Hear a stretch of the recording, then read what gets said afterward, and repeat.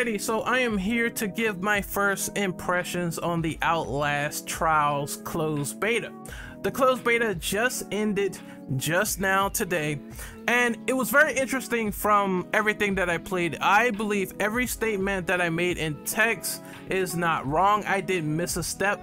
I do believe this is the most fun horror beta I ever played, and it was the most fun horror game I ever played since Resident Evil Outbreak.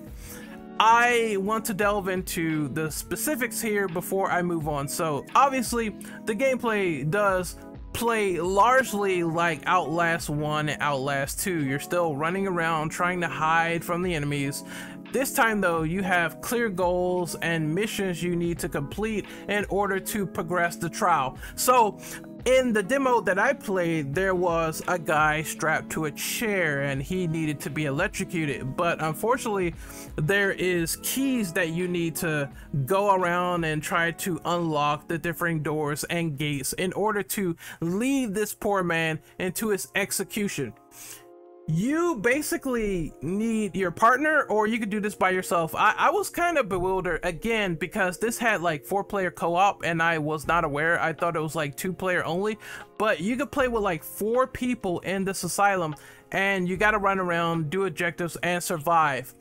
One of the main things they implemented in this game is the idea that you can fight back now. In Outlast, beforehand, you did not have any of the tools to really fight back. You couldn't throw bottles or put landmines on the ground in order to blind any of the assailants there. But now you are able to do so. Now you have a fighting chance. And I really enjoyed how these mechanics actually work. So you smash some guy in the head with a bottle, you run away really quickly. It's not anything overpowered. It doesn't seem to kill the enemies, but it is there as a means to survive, and you have to scavenge for items in a survival horror space. Things are very limited. I ran around trying to think that, oh, I'm gonna get like 5 bottles, I'm gonna get like 5,000 bottles, I'm gonna be completely fine, nothing's gonna fuck with me. And then I found out that, oh, bricks are limited, and also health is limited, and you have to engage and find lockpicks in order to open up these boxes so you can get health. So they essentially will make you go around the merry-go-round in order to explore and find things. What I found really riveting about the Outlast Trials beta is that there is a veiled insanity mechanic. So I faced some guy, and I would presume he is a doctor. I don't know, he's a motherfucking doctor, and he injected me into the neck. And one of the items that I could pick up is something to reduce my sanity. So I'm wondering, what is that? Why is this in the game? This is kind of crazy.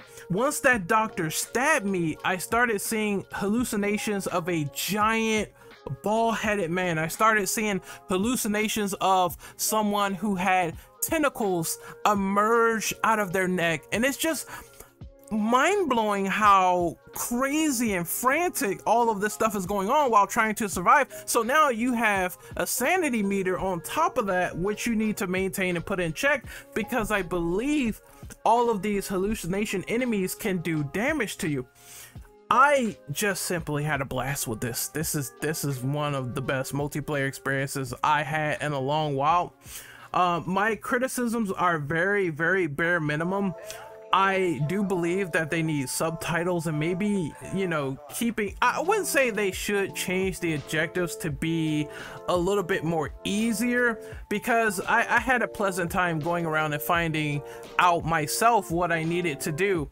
Although I will say that for the trial that I posted on, the trial that I played on, it was relatively hard. So that signifier of saying it's easy but it's really challenging was a misnomer. So I believe it should be a little bit more balanced. Maybe it's the Outlast fan in me wanting more lore and wondering why these people are doing what they are doing outside of just, I am here to be basically an obstacle, a roadblock, and I'm here to stop you.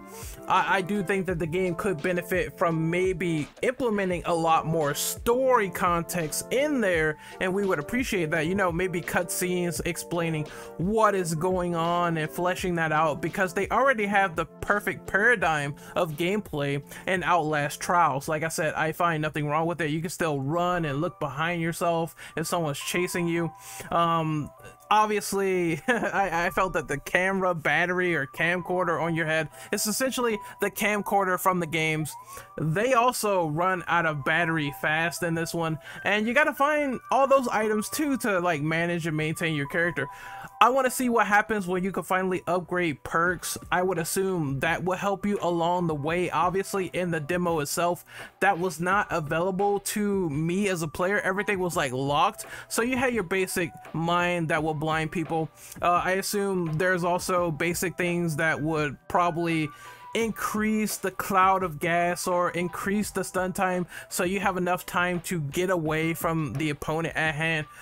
So I think it's going to lend to those sort of pseudo RPG mechanics where you have the skill tree there and you have to obviously put that up at max, and then you could do a lot more evasion in the process with offense and defense. I would presume that the more you play, the more your skill tree and dexterity will grow. You'll be doing things like reducing your sanity meter, because that's obviously needed. You're going to be dealing with that, as well as increasing your health, because you only have like 4 blocks of health. So reduce damage, and all the possibilities are endless. Stunning the enemies a little bit more than usual. I think that in the main game is going to be the crux of upgrading, getting through trials with the harder difficulties, and trying your best to succeed in a limited amount of time. Maybe a grading system at the end. We did not beat the Outlast beta, but I assume they will be grading us accordingly if it's going to be in a trial format. I really love this. It's just so amazing. But like I said, I do want more information and insight as to what is it going to be like for those people that play the single player content. How will that story be presented? Will they offer us a bit more? It just can't be a singular binary multiplayer experience with not much to offer outside of just trial.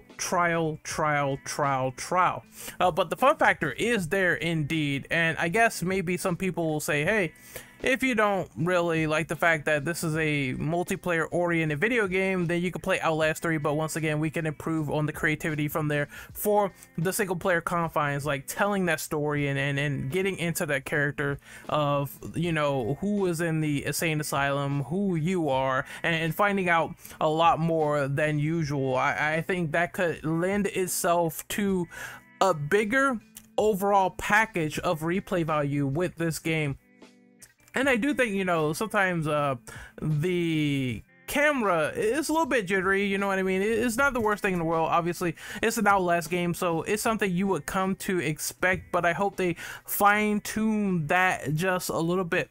And, you know, the movement feels great, and just, you know, running around with your partner, you know, you would think that in a co-op game that both of you would completely dominate the session, but that's not the case. And I wonder if they are going to keep that balancing with 4 players, where again the items are low, so you really can't do much against anyone and the enemies can't die. So there's that push and pull of survival in this game, and I think it's going to go so well in terms of co-op ventures. Once again, I only played the 2-player. I did not play the 4-player, so I cannot give my full experience there, but there was this like big hub world of people, and I hope you could cut this off too.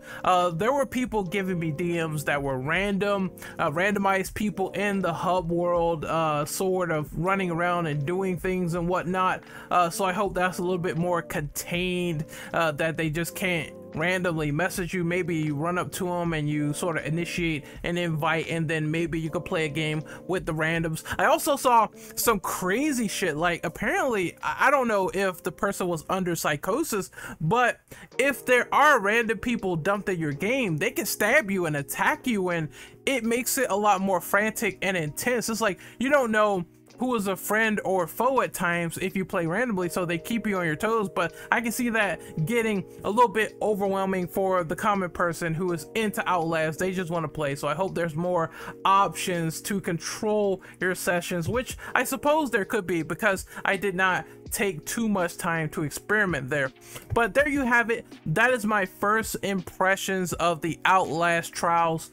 One of the more fun multiplayer sessions that I played. Is not definitely overpowered where you're like, you know, it's not like RE5 or anything where your partner's like covering your ass 24/7 doing flip kicks or whatever. This is definitely a lot more contained and conventional for multiplayer standards, and I think more casual gamers, Outlast fans, this is something for everyone. There's something for everyone in this beta to enjoy. If you really enjoyed that traditional gameplay with the skill tree and the enhancements and what they did with the combat on top of that, you're going to love this experience. I love this experience. I loved Outlast 1 to death. I wasn't the biggest fan of 2. I did not play the Whistleblower DLC. I know that is sacrilege.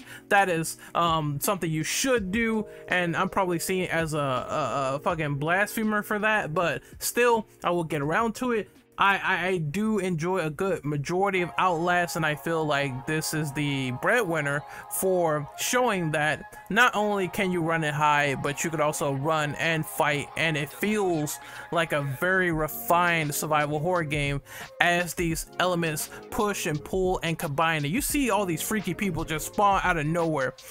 Prisoners, it's like the world is out to get you in this Markov insane asylum. And oh man, I can't imagine how it's gonna be if they do sub bosses or more surprise events to keep you on your toes, and definitely enhancing the longevity of the trials with introducing more randomized trials and objectives and making everything different, because one of the things this could run into issues with is feeling repetitive if they do it wrong. I'm hoping that Red Barrels definitely takes all this feedback into account for a much better game, for a much better experience when this finally hits the store shelves and comes out at a release date.